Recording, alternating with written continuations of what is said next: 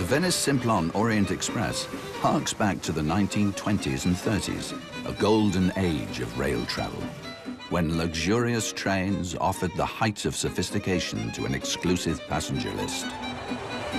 But by the 1960s, cheaper air travel had made these trains obsolete, and many of the old carriages had been consigned to the scrapyard.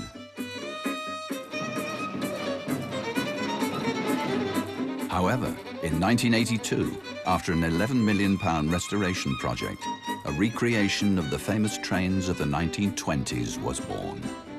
Built from 18 historic carriages, including some from the original Orient Express. By 2 o'clock, the murder was afoot.